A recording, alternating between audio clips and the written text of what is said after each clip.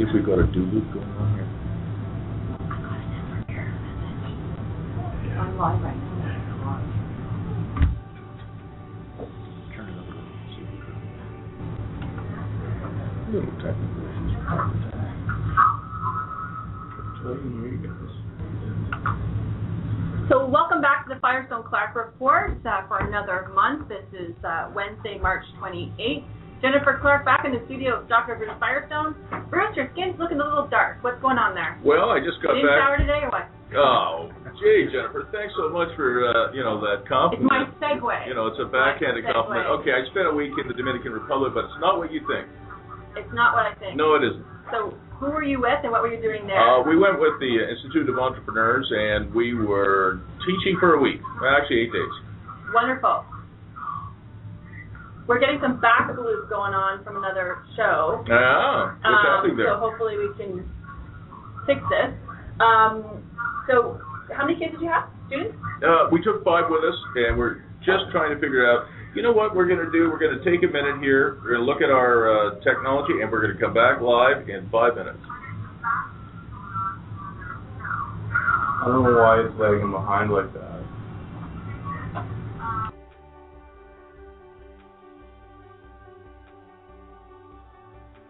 But you can just unplug the phone, but no, it's not that. What's going on here? We are recording. Yeah, like it's just a loop on the thing, so I don't know. Because you've got internet, right? But Do we have to have the sound up while we're doing it? Like, if we're recording, can we not just mute it? Turn on. I can't mute my mic on Not your mic. You No. can mute the computer so you don't hear the feedback. Okay. Because you've got internet. And you're recording all right. That's what it is. Let's just. I think we just proceed and try to fix quality. Yeah, just turn off the. There. Okay. So we're back with the Firestone Clark Report. Sorry about that. Technical difficulties, but that's okay.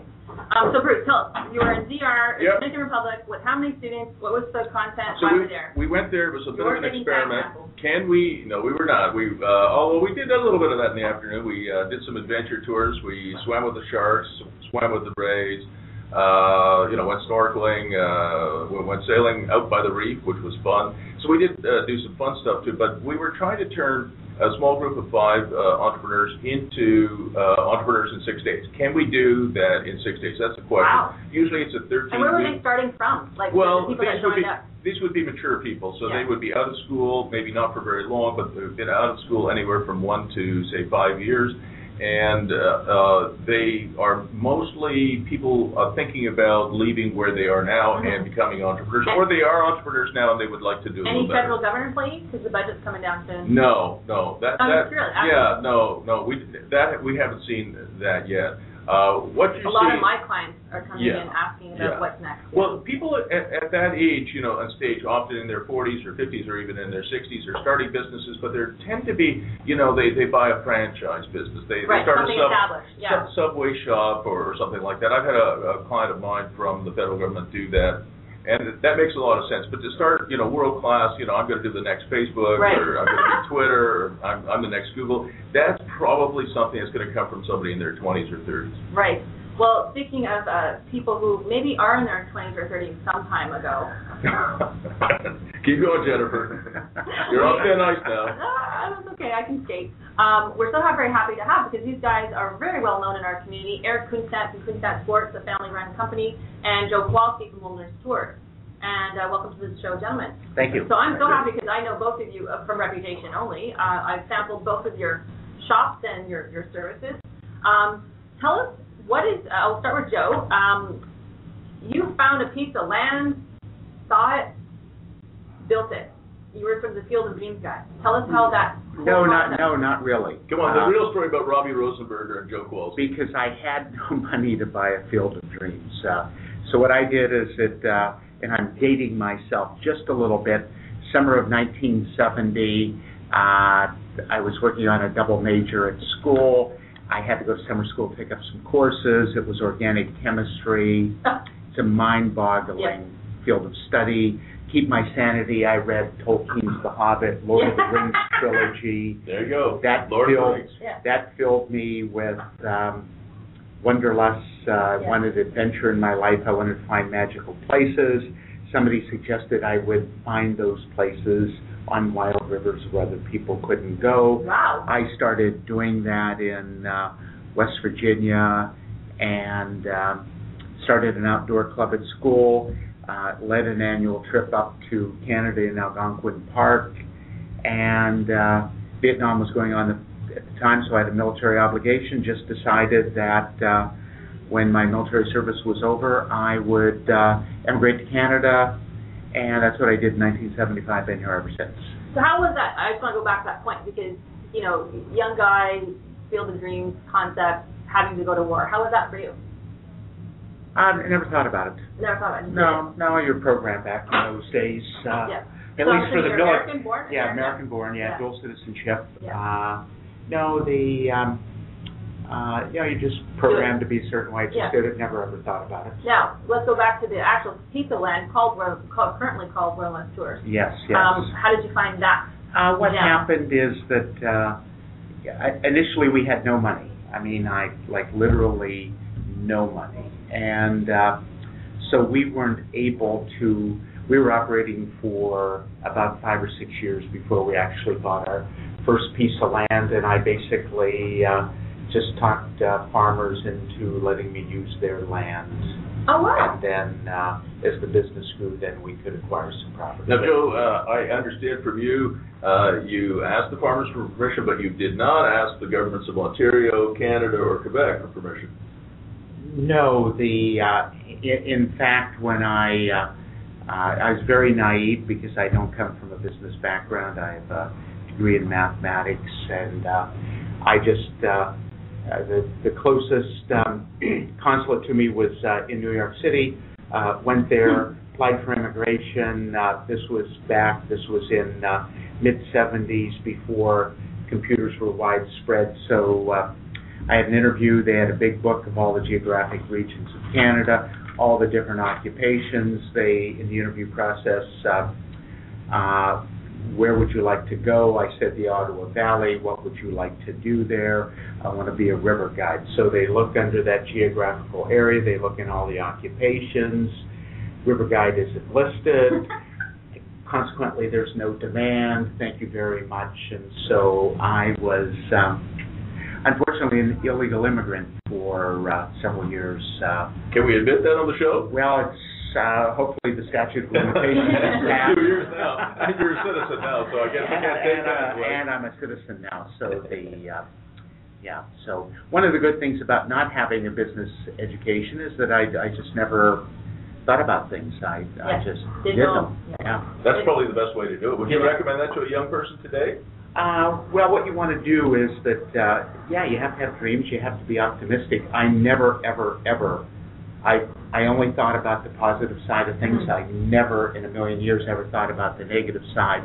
Had I done that, I wouldn't have done any of the things I did. Right. Wow. So, Eric, family-run business. Who stands for it? You're the current president. A lot of your family runs or is part of the company. Yes. Who started it way back when? I think it was your dad, maybe? No, it was actually my brother and I. Oh, your brother and I. Oh, it was you? Oh, I'm sorry. Oh, yeah. I think it was your brother. 1988. We actually started as a hobby. The initial investment was $800 in a stringing machine. We bought a stringing machine, and it was the purpose of buying this machine was for personal use. We were tennis players, right. And we were breaking our strings frequently, and it was costing us $25 or $50 a week, which we wanted to avoid. So we found this used machine that we bought, and we started stringing our own rackets. And within a month or two, we realized, hey, we should offer this service to the members at our club. Right. And shortly after that, we said, hey, why don't we offer this service to all the clubs in Ottawa? Right. And we did, and we offered a pickup and delivery service and operated out of our home for about 4 or 5 years. Until you got into trouble with the bylaw officer, I think. Well, until we had so much traffic at the house that the front doorknob at my parents' house fell off. That's a good problem, though, right? Yeah, so what happened, the way we progressed was after the summer season was over and our tennis business wasn't happening, we decided to offer ski service, sharpening and waxing skis and so on, because we were also, our background ski racing, and we had a lot of knowledge there. And we did that while we were going to, finishing high school and into university and college. And then in 1993, we signed our first lease in Canada. And again, like Joe, we had no money. The economy was very bad. There was no jobs for young people. And so we decided to get into the used sporting goods business. I had forgotten that. I mean, there was some trading going on too, right? Yeah, that's all we did for about 4 or 5 years. We had the only new inventory we had was laces for skates. Yeah. We sold saved a lot of parents' butts, I'll tell you that. Yeah, it was recessionary times, and it just made sense. And as the business grew, we were unable to source enough used inventory, and so we started buying new skates and new hockey equipment, bicycles, ski stuff, and so on. And we've grown to where we are now. Yeah, how many locations do you have now? Right now we're operating out of 3 locations. We have 2 on Bank Street and then the head office in Canada. Wow. And you own some of that real estate now? We do.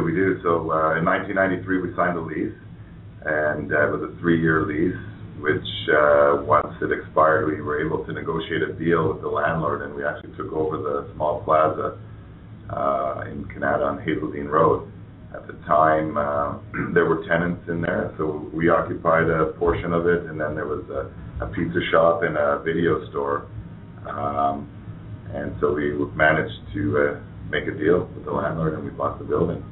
So did your parents, when they were seeing it all evolve, the boys kind of doing their thing, did they ever really see something bigger? Did you ever see something bigger way back when? Or was it just sort of your fun time, made some money, kept going one step foot in front of the other? Yeah, I mean, they, I always knew growing up when I was 12, 13, 14, when parents ask, what do you want to do?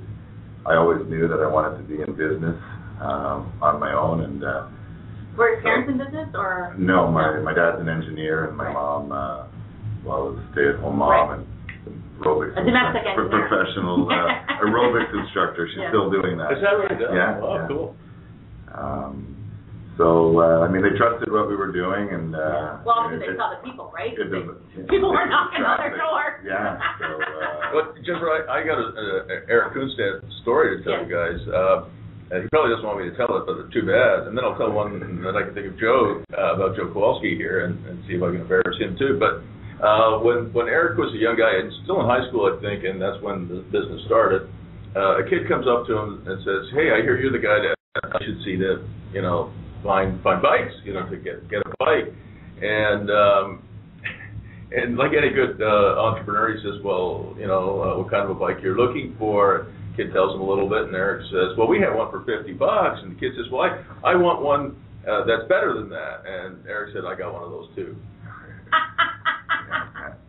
Awesome. So now back to Joe. What are some of your challenges you have in the area you're in? There's other competing whitewater rafting groups. Yes. Now Wilderness is still known, and no disrespect to the other companies, is known as the father, the start. They were first. They were first. Right. And still the best, in my opinion, right, because of the way the whole setup is. I agree. You can party, you can have fun, and it's this old little, me with Burning Man for Canada, this little camp. It is. I mean, I know it is. It's ask Joe, he'll tell you it's Sodom Gomorrah on the weekends. Yeah, I know there it is. But he doesn't want us to say that on the air, okay? Well, I know that because I used to go up and have some fun there. How did you conceive it going from just, strict hardcore outdoor enthusiast to more of an experience? I never really thought about it. Honestly, I didn't come from a business background, business family, business education. I just liked running rivers, and I just did this to support my habit. I never thought about any of that stuff. And as we grew, it was just to provide services to our clientele. And unfortunately, it was the gentleman sitting on my left, which... that would be Bruce? That would be Bruce. Yeah. And back in, I think, the early 90s. Yeah, it would have been the early 90s. Yeah. Bruce started talking to me about programming, and I had never ever thought about that. I mean, we were just a river company, and programming in what sense? He was telling me about Red Pine Camp and like activity programming. Yeah, activity. Just basically more things for people to do, and it was that conversation which launched us into sort of resort building, bungee jumping, more land-based activities. You have a kayak school as well, do you know, Joe? Well, we've had that before. Everything river-related, but everything land-related. Bruce got me into it. So now I am a slave to all these assets that we have built based on Bruce's conversations. Let me interrupt though for a second, though, because to me it makes sense. You know, you have this wonderful experience, a day on the river, and then you build off it, whether it's kayaking or bungee jumping or rock climbing or mountain biking, all of these cool stuff, all these activities, you bundle them together. But, wilderness tours is more than that. It's kind of more like the Disney resort now because you've gotten into real estate. I mean, there is Whitewater Village now, and if you have all these people coming there, maybe they would rather stay in a tent or a small cabin. They might want something different, and you moved in that direction. We have. The only thing is that our challenge now is changing demographics and changing sort of what people do. People don't go outside much. When I grew up every single night of the summer I would be sleeping under the stars or sleeping in a tent. Nobody does that anymore. Wow. Big change. For a while, at one point in time when we hired river guides, it was everybody that applied for a job was a rock solid outdoors person, and we just taught them our way of doing things. Today's young people don't go outside. They don't think about going outside. All their entertainment is on these electronic devices, and so that's really Have you ever thought of doing a youth camp then? We do. No, we actually we do a youth camp, which is quite popular. Because it's easy access to Ottawa. Like parents can drop them off. In terms of actually, Ottawa's our smallest market. Is it really? It is. It's a funny town to attract business from. Where is most of your people from? Most of southern Ontario, and then for our youth things, basically, we probably get more kids from Europe than we do from Ottawa. No way. Wow. Yeah, really? It's just that's cool in a way, but sad in a way. How do they find out about you? If they're kids or French kids? Basically, it's the youth camp is centered around kayaking, and so what happens? That's a small thing. That's all word of mouth. We don't we don't advertise it. We don't promote it. We don't do anything. And anybody that's into kayaking knows about it. Wow. It's just one of those. On a practical, I used to be an underwriter in my old world. I always wondered when I first got there. This is back when I was 20, so 20 years ago. Your liability. Like, how do you manage the high riskness of the actual enterprise? That's a good question, Jen. Versus the drinking that does happen, the socializing, the people coming on the land, trip and fall on a rock, whatever. How do you manage that? That must be an underwriter's dream. The adventure sports is very, very easy. We haven't had a claim. Like, you mean safe, easy, or easy to? Easy to manage. I mean, what happens is that we take probably 25 to 30,000 people, guide them down the river every summer, in addition to bungee jumping, mountain biking, all these things.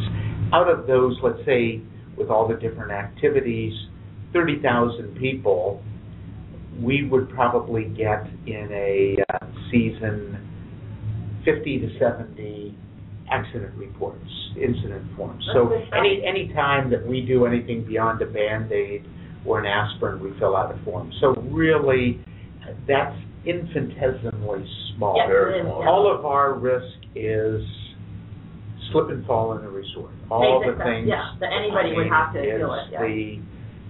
Nobody wants to take responsibility for their actions anymore. Right. No. And so but from the adventure sports, I mean, our liability insurance is expensive only because... The category. Well, because Canada's a small country, the number of underwriters are very, very small. There's not the statistics in our business, so there's not a big premium pool. So it'd be considered high risk just as the activity, but not that I'm saying it's not safe. But there's very, very little risk. The real danger anybody coming to wilderness tours is the drive up and the drive home. That's the real danger. And you find a parking spot. That is the risk, actually. Well, let me. Funny, I just want to interject just for 1 second. And in fact, our accountant just brought up to me a very, very good idea. He says, let's start charging for parking. Okay. Because you can't go anywhere, and we don't do that, and I don't know if we could, but... I'm not sure, but it's an interesting idea. Okay, I have a question for Eric, and you know, one of the things I think maybe some of our listeners will be wondering is, how does Kunstadt Sports, compete with some of the big enterprises that are out there? I mean, in bikes, you've got Canadian Tire and, of course, others, and how do you distinguish and differentiate yourself? Yeah, because there's other family-run sports people in Ottawa, and you all know them. We all know them. Right. Yeah, no, so the way we train our managers and all our staff is,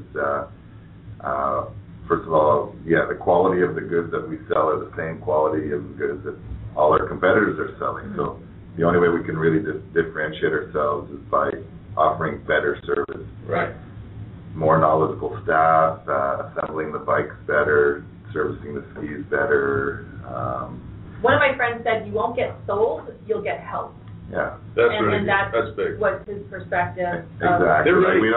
They're really curating the products, right? Yeah, we like if you're coming in to get fitted for ski boots, for example, we won't just sell you a pair of ski boots for the case of selling the ski boots. If we don't have the right boot to fit your odd-shaped foot, narrow or wide, exactly. You have to get the height if you're just and that's what's helped us grow over the last decade, even where the economy's been up and down, weather is not always reliable, competition continues to grow. Like in Ottawa, for example, we counted recently, there's 23 stores that sell ski equipment. Wow, and that's a lot. That's a lot of competition, and we've been able to manage and grow our business in that category over the last 4 or 5 years. Now, do you go up to the hills at all? Do you do any of that kind of clinic stuff? Or we do visit all the hills every weekend during the winter months. We travel around with 2 or 3 people from our store with a van full of skis, and we travel to all the local ski hills and let people test them, demo, and that's how we generate some sales. Is that effective? I always wanted to know if you guys actually get results from that market. It is effective, yeah. It's very costly for us to do it, but it is an effective way to advertise our business. Yeah. Do you endorse any local, kind of celebrities in the sports world? Well, we do ongoing. We do sponsor young athletes, racers, and teams. We do help different ski clubs. And you do some events too, your own. I mean, you do tennis, right? Yeah, we do. I've been to a few of them. We organize an annual tennis tournament, which has grown to be a huge event. Did you beat Bruce?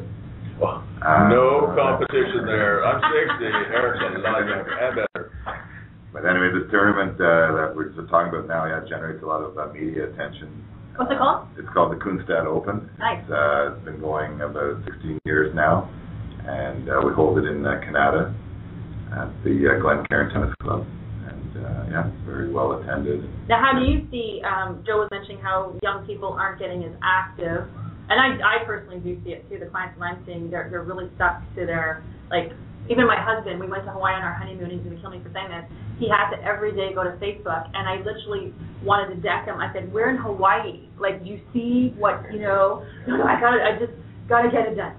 So how are you seeing these kids? Because, the investment, and no disrespect, skis cost, hockey equipment cost, skates cost. It's not necessarily cheap stuff if you go the new route. How are you seeing parents? Are their kids wanting to get in? Is the parents trying to get them in? Well, that's part of our success and part of our growth is that service element. But it is true that these categories that we're involved with, skiing and snowboarding, for example, seems to be a shrinking market. So, tennis too, right? Tennis is on a bit of a comeback. Oh, is that right? Okay. Golf, I think, in the 80s and 90s, golf took away from tennis. A lot of young players, Tiger Woods. Yeah, Tiger. Stealing a lot of market share. A lot of business on the golf course. There's a lot of insurance. We have to golf. Yeah. Male or female, you better figure out how to swing that club. Right. So no, tennis is on an upswing, which is good for us. Yeah. We focus pretty hard on that category. And I don't know. So when you think about the business, the 23 doors that are selling skis and snowboards and all the competition that's out there, and I see how you differentiate yourself, but one of the things one of my students has told me is that while your competition can try and copy what it is that you do, they can't know what it is you're going to do. So I mean, what's next for you? Where do you and your brother take the business next? Well, we've got to continue what's brought us here. One area that we always fall back on when times are tough is our used category. Right. Again, no one else. Because that is your differentiator. That's one of the bigger ones. We don't. Also, can be your bread and butter at times, right? You can fall back. Margins are good there, yeah, and people love to recycle. And the opportunity to bring in your used items. Especially parents. Parents have that mindset. And it's more so today than ever. And these days, the quality of the manufacturing of these goods is much higher, so the stuff lasts a long time, and so that recycling is a big one. Being green. When price of gas goes up, our business succeeds because people want to buy a bicycle or service their old bike to ride to work or to commute or go shopping. So that's a good area. Would you do more events? I mean, I know you do the big tennis event, but would there be any others? Well, yeah, we try to become creative. We're part of another association in Ottawa called the Ottawa Masters Ski Association, and we've recently been able to take over that and are the primary sponsors. So that's a big marketing tool. I'm watching your young daughter walk around, and it's making me think, and Joe's point as well, you have to cultivate a culture of outdoor enthusiasm, like parents. You do. Will drag you when you're young, wherever. Right. And iPhones do work sometimes out there. You can drag, your iPod along. I'm just wondering, any benefit to focusing on young families and focusing on that demographic so that you can then grow the consumer base up? Definitely, yeah, and that's done through the schools, introducing young people to skiing. If if a parent isn't a skier, chances are their children will not be skiers. It is cultivated in their heritage. It's the same thing with hockey fans. If your dad's a Habs fan, you're probably going to be a Habs fan, even though we work hard to try and get them to be Sens fans. It doesn't always work. No. But we talked to Rob Lee of Lee Valley Schools about this, because his woodworking is again considered sort of an artisan, old person, by some, I'm not saying me, by some, an old person's hobby. Yeah. I think it's a craft that can be cultivated by anybody, because I don't think all kids want to play hockey or all kids want to do soccer or whatever. Are you trying to actually get the schools actively involved or promoting some sort of kids educational system versus waiting for the schools to invite you? There are programs in place. I don't know if you want to talk about that, Joe, but Joe's involved with a local ski hill as well. And they the grade 5 program. Grade 5, yeah. Yeah, grade 5 program where the schools introduce skiing, make it easy, the ski hills make it easy and affordable to bring big Now, does that funding, Joe, go from, the parent pays, the school pays, or who pays for that? Now, what happens is what Eric was talking about, the grade 5 thing, that's done by the Ontario Ski Resorts Association. They put together a program for grade 5 because they just determined that's the age to start kids. And so what happens is that most of the ski resorts in Ontario participate in that and have even though there are discounted rates for school kids, for schools, it's even lower for the grade 5s participating in that program. And again, like Eric said, it's the, when you start them young, as I was saying earlier about our rafting and kids don't go outdoors, I mean, in the old days, people that applied for a job all had outdoor skills.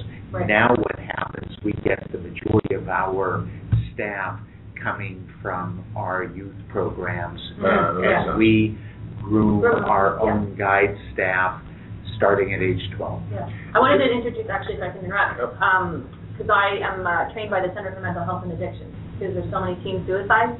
Wow. I had to go get trained to help my demographic out, and what I know is they need to be outside in nature. Like their anxiety and their depression. The Japanese call it forest bathing. Right. I want to introduce that concept to see, because you guys can spin this whole, there's so much money now with Dalton McKinney government around education and youth mental health, because there is a problem that's so overt, especially in our Ottawa community.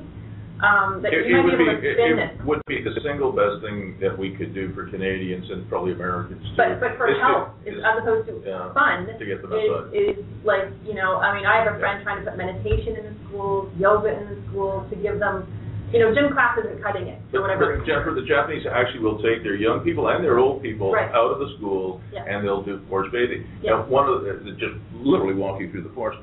One of the things that you do at Mount Pakenham is you get a lot of school trips. And I remember you telling me that when you bought Mount Pakenham, I think the concept was that you'd have these really well-trained river guides. What do they do during the winter? They could transfer over to Mount Pakenham. But then you turned what was maybe not a profit center at Mount Pakenham into a profit center by saying that the biggest problem that you had there, which was the very small relief of the hill, was its greatest advantage as a training hill. So I really like that story, and I think our listeners would like to hear that. Well, what happens is that Mount Pakenham is probably the most successful ski resort in the whole Ottawa area, and the reason for that is that, and we have the smallest relief. The smallest relief. Our vertical is, I always tell people. Well, actually, sometimes I'll answer the phone, Whistler East, and other times people say, what's the vertical? And I'll say, 3,300 centimeters. That's good, Joe. But as a result, though, I mean, what happens is that very few people, and some people do, but the majority of people come to Mount Pakenham not to ski and snowboard, but they come to learn to ski and snowboard and improve their improve their skills. And so we're, we have 150 ski instructors, ski snowboard instructors. I mean, that's why, and parents will spare no expense when it comes to youth development. They spare no expense. That's why with our teenage kayak programs at Wilderness Tours, we get kids from all around the world because it's the world's best program, youth development through kayaking in the world, and we go to the Ottawa airport every week picking up kids because parents will spare no expense for child development. I once fielded a call from this woman enrolling. We call the program Keeners, short for Keen and Enthusiastic, because it's youth development. And so get a call and take the information, and this woman was calling from Aspen. Well, I thought, well, geez, no problem. Yeah, well, I mean, no problem with the money, Aspen's a pretty posh place. And it turned out she was calling from Aspen. She was calling from one of the hotels, and she was a cleaning woman who lived down valley, and she was struggling, but I remember giving her a discount for her son, primarily because she was a single-parent cleaning woman from down valley, commuting 50 miles every day to Aspen to send her kids. Now, tell me why, though. What was the issue with her son? Was it? No, it wasn't youth development. He was into paddling. He was into all this, and what we do is the single best kayaking program in the world. And so she was going to scrimp, sacrifice, save to send her son to this program. And if I can just, again, because this is my my personal thing, is the youth health, mental health. when I have kids coming in, parents or kids coming in directly with, emotional problems or drug problems because they're just so emotionally overwrought, they're going to drugs, I have to help them find locations to go to, camps. They're all in BC. And it drove me nuts because, these parents in Ontario have to send their kids to these youth retreats. And I thought, geez, we're in the Ottawa Valley. Like, why isn't someone here doing something similar? Any thoughts to combine more of a therapeutic then activity-based program? I think two things. Number one, the families aren't doing it. I mean, I would never rely on a school or an organization to raise my children, never in a million years. But not everybody's like me. When my kids went to school, on cold days they weren't allowed outside at recess time or lunchtime, and as soon as they got home, they were outside. I mean, our school system is failing our children. Well, first of all, the parents are failing their children, but the secondary, the schools are, because the kids can't get hurt, they can't fail, and there's no competition. All the things which develop kids, and so that's what's happening. Yeah. And so. But would you ever try to fill that need as a thought? Because for whether you agree or not, there are parents looking for solutions outside of their own little domain. CHEO. I know for fact CHEO psychologists are backed up 4 or 5 months. You can't get in, and these kids are looking for a place to be. And it's nature. I always know that it's nature. But would you ever consider that? No, we get. We get some of that. I mean, where parents send their kids to our programs because it's good for them, but not in a formal way do we target, physically or mentally challenged youth to deal with their problems. No, we get some of that, but we don't actively. Yeah, because it's one of the things that when I win that $50 million lotto, the probability being whatever. That's one thing I'm going to do, because our local resources aren't being used in a way. It's entertainment, which, don't get me wrong, I honor what you guys are doing, but there's a real physical need and emotional need, and I see it. And these are upper middle class kids. These aren't kids struggling for survival. These aren't kids, they're coming from 2-income families that are educated and they're lost. Right. That's probably the problem. It's the two double-income families. Too busy not taking the kids out to the Rideau Canal. Everything around here, we're lucky to be in Ottawa. Yeah. We've got the Ottawa River, we've got the Gatineau Hill. Yeah. It's all free. If you lived in a bigger center like Toronto, you have to drive an hour. Right. You have to pay someone to go cross-country skiing or hiking and so on. Mississippi Park, just go right in the middle of the city. So would you have, both of you question, would you have done your businesses anywhere else? I mean, you grew up here, Eric, but you came here. Would you see yourself being able in this geographic area? I mean, obviously it's got the physical resources you needed to do the work you do. Well, we expanded. My reason for my reason for coming to Canada is that I was familiar with the Ottawa Valley and Algonquin Park in my student days. But what happened when I left the military in '75? I first went to West Virginia, and which is a very good rafting, whitewater part of the world. And what happened is that there was a rafting company already there, and I knew a guy that was going to start, and I said, well, geez, if I start, there's 3 of us in the state, that's way too many. And so I was familiar with this part of the world. I just said, well, I'll go to Canada. But since then, what we've done is that we've always looked for other rivers to run. We've run the Rouge, we've run the Magnetawan. They didn't really turn out as businesses, but then we went to the Lachine Rapids in Montreal, and for rafting, the rafting did lend itself to that physical But geography. you were on jet boats there. No, we switched to jet boats, and then we added jet boats to the biggest rapids on the planet Earth below Niagara Falls, and so we went down there. So and those are still operating businesses. And Niagara Gorge is a fantastic experience. We're the world's largest jet boating company. We took last summer we took 160,000 people jet boating. So that's And Eric, if you didn't live in a place with all this nature, do you think you'd still do what you do? Well, we'd be able to do what we do, but we'd have to adjust. We'd be able to sell bicycles and tennis equipment, but we're fortunate in Ottawa area that have so many ski hills within an hour's drive. So, like any entrepreneur, we'd have to adapt and adjust, but we would be able to operate a similar business, just maybe adjust the categories a little bit. What is it like, though, to be in brother with your business? I remember Harrison and Wallace McCain. They ran the McCain Empire from Lawrenceville in New Brunswick, and they ran it together for many years. They had an office.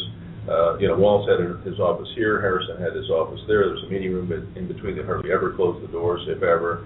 And yet, at the end of the day, after almost 40 years, maybe it was 40 years of business together, they had an argument over succession. Then one family went to Toronto, became Maple Leaf Foods, and the other is still in New Brunswick. How are you and your brother managing that? Well, we're still young enough that we're heavily involved, but we do have children now, and so we'll have to eventually do some. You just duke it out on the tennis court, right? If you disagree, yeah. I challenge you. Who's the better ski racer? At the moment, Ronnie. Ronnie's in better shape right Yeah. now. But we're pretty equal when we're both training. But back to Bruce's question, is it hard to work with family because you bring the work problems to Thanksgiving dinners and birthdays and stuff like that? Is it hard? Well, it's got its challenges, but I think it's easier than working with, being partners with non-family members. Right? Being in a partnership with my brother, we've been fighting since birth, so we're able to recover quickly. And when you're in partnership with someone that's not a family member, then it's not as easy to iron out the differences. And you've gone in some other directions too. I mean, you've diversified. You obviously have the operating company. You have some real estate, and you bought some other real estate as well. We have, So I mean, we own some real estate that we occupy. But since then, we've also purchased a few properties that we don't occupy. They're rental properties. Yeah. In fact, one of the ones that you bought, I think, was a fourplex. Yes. On Bronson Avenue. Bronson, yeah. I remember that one. And I drove by there on my way to the university, and I saw Kunstadt Sports sign on the building. So I think it's a residential project, as I recall, but it has now a sign on it. Well, we put a sign there last summer when the city closed Bank Street. Okay. They closed Bank Street, so we put a sign on Bronson with it says detour. Turn left on 3rd Avenue. Is the sign still there? It's still there. So it's guerrilla marketing. Yeah, it is. That's good. So that was how it originally got there. Now, I wanted to ask both of you guys. I'll start with you first, Eric, about social media. I went on your Twitter profile at Kunstadt Sports a few minutes ago. You've got 268 followers, on your way to 2,000. Yeah. Are you integrating social media? Is it something that's useful for you? It definitely is. Twitter maybe isn't as good as an example as Facebook, but Facebook, your Facebook page is bigger, and we reach at least a couple thousand people a week on our Facebook page. And how do you engage them? Well, we go we go around to where our customers are. So if there's a race at Camp Fortune, 11 and 12-year-old kids racing. We go there, we take pictures of every single child. Right, that's huge. We post it on Facebook, and then, one or two of the kids that are there see it, they tag themselves or tag their friends. That's how, that's one way. That's one way. Yeah, and that's a huge My 5-year-old nieces have iPods. That's just to me so young they're starting. Well, when you go to Disney, Disney World, there should be like these vacuum cleaner arms, right? As you come in, if you're a dad, I take my 5 kids there. If these vacuum cleaners reach into all your pockets, vacuum clean out all your money, because you can't go on a ride at Disney without them taking a picture of you, and then of course they sell it to you for $20 or whatever it is, and so you got to have all of these, right? Yeah. But for you, it's free. I mean, they just go on Facebook and there it is. There it is. Yeah. Just tag yourself, and they're paying for it by tagging themselves in a way.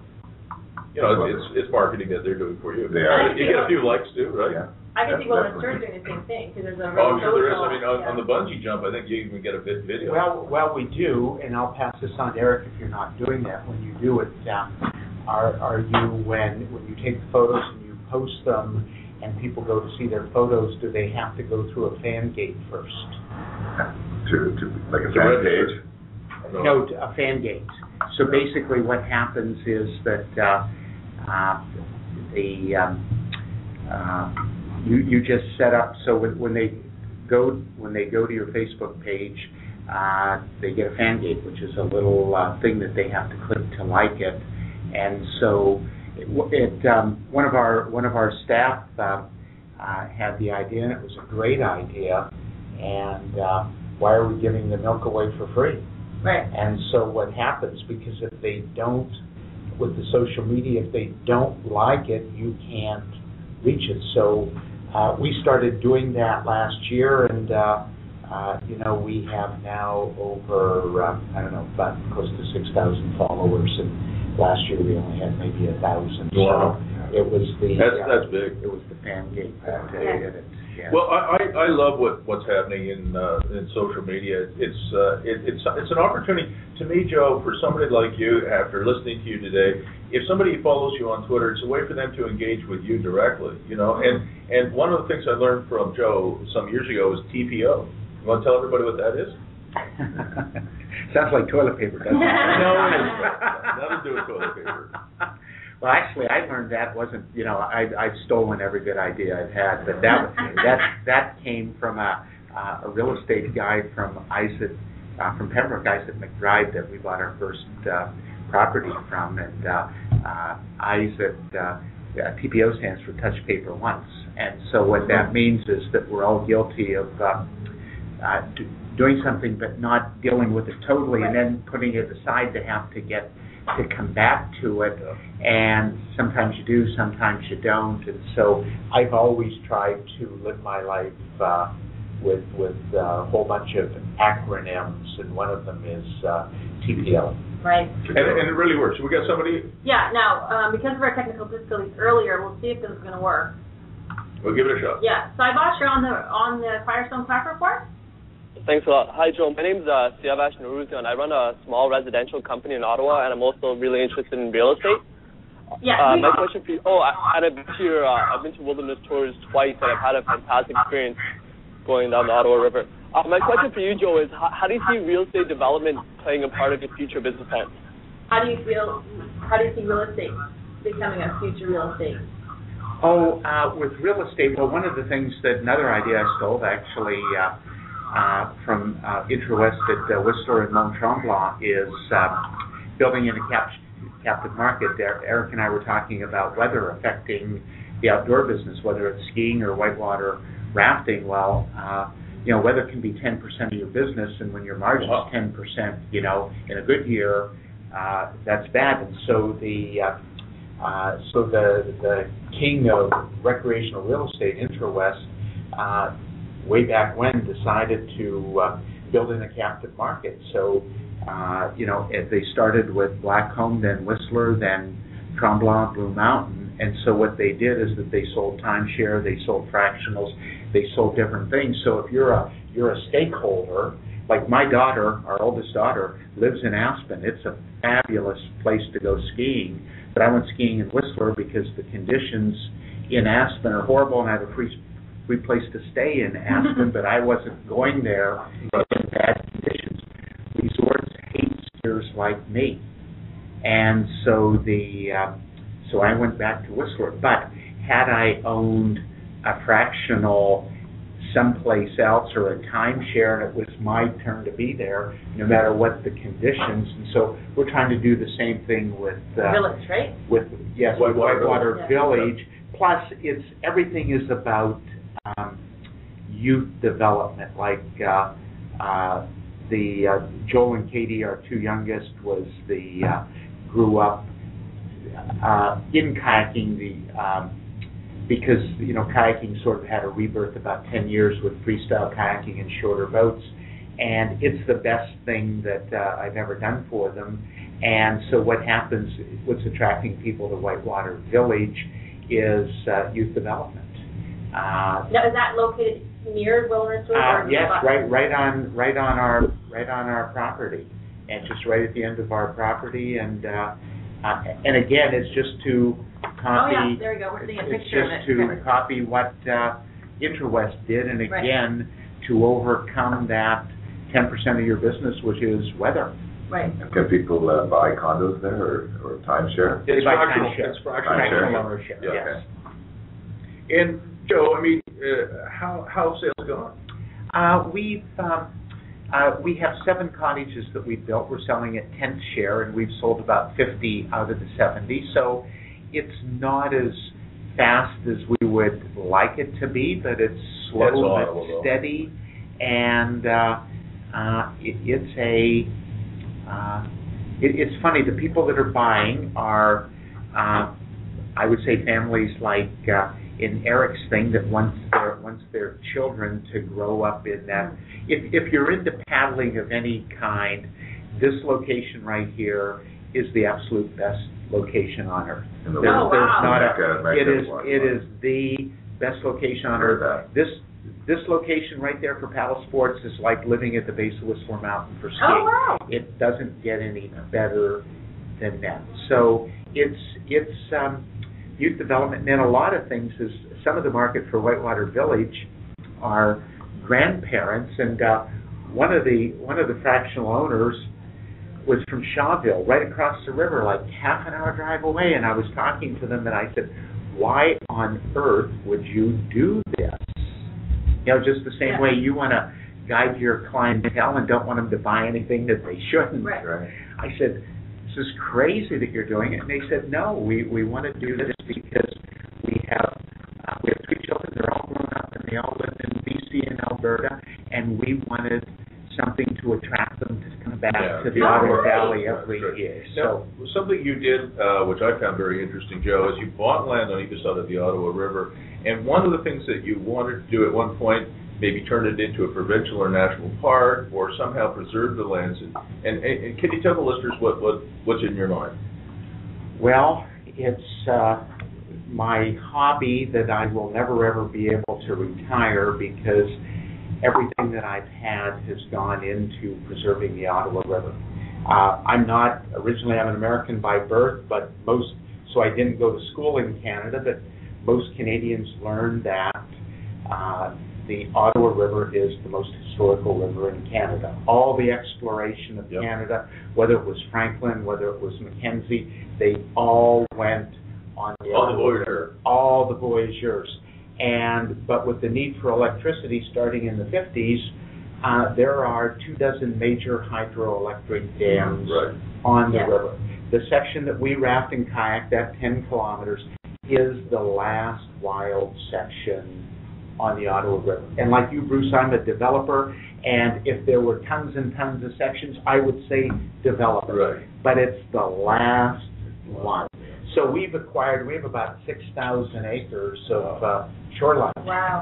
Now, is there any pollution issues? Like here in Ottawa proper, we have the sewage issue, like the Ottawa River Action Plan is trying to get our part of the river. No, up where we are, it's pretty nice. So great for swimming. That's what we have to also mention. It's a great. Yeah, like we don't have any of those issues, and so anyway, it's a very expensive hobby to preserve the last wild section.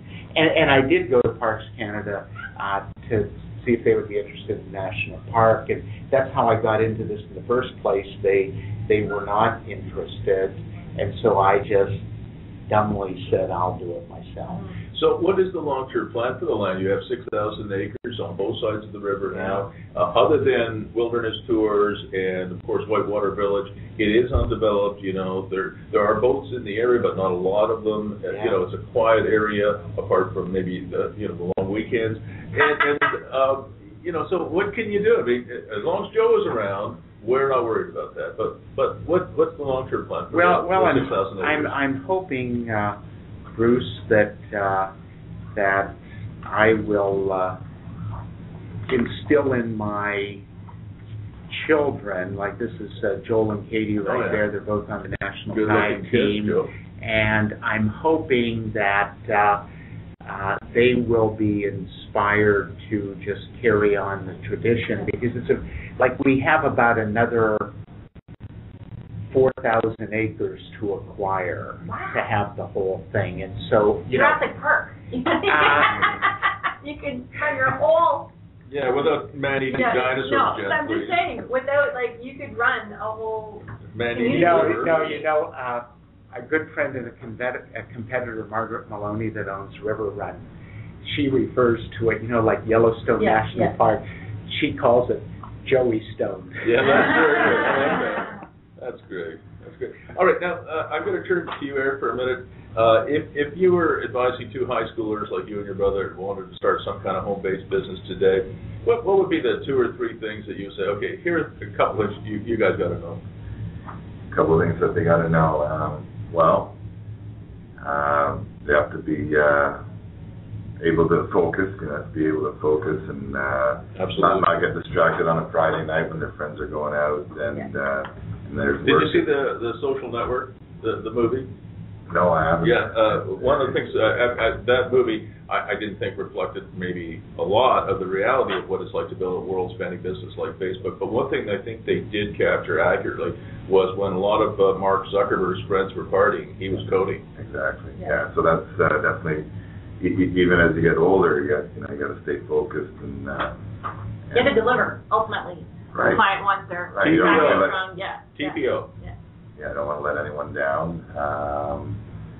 And the other, if there's only 2, I'd say that never give up. It's going to be a cycle. Oh, you can go up to 3. Oh, yeah. Never give up. I'll buy that one. Yeah, too. That's a good one. That's a good one because in the business there's cycles, as everyone knows, and there's times where we're not having fun, and we got to get the energy to keep it going.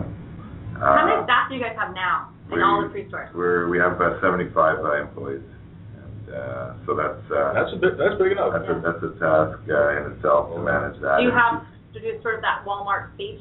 Like, do you kind of have meetings where you to motivate? Well, or the culture, or just keeping the culture of Kunstadt intact. Definitely, yeah. We meet when the new season comes. We meet every week.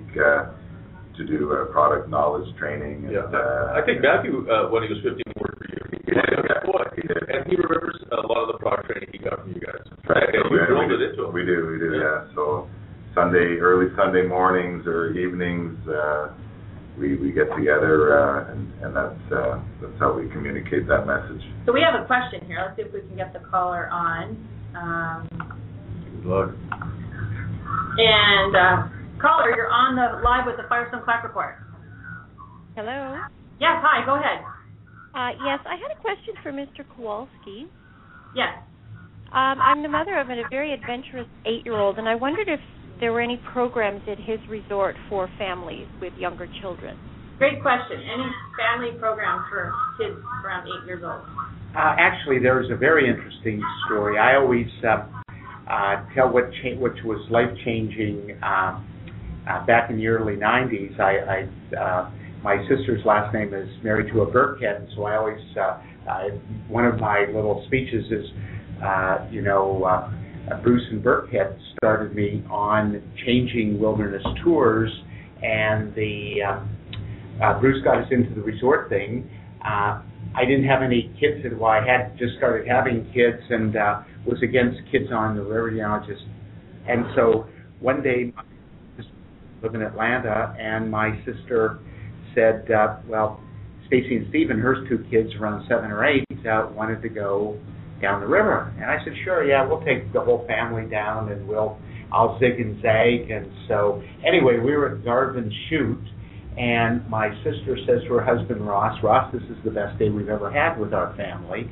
And Ross was was flying big Delta jets at the time, making a ton of money.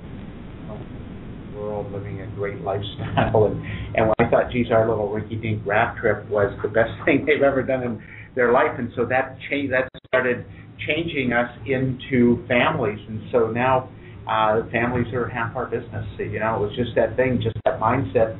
It just never. So to answer the question, though, what because we're coming to the end, I got one other question for you. Okay. On the website, is there a family section? Yes, there's a family section. We call it Gentle Adventure.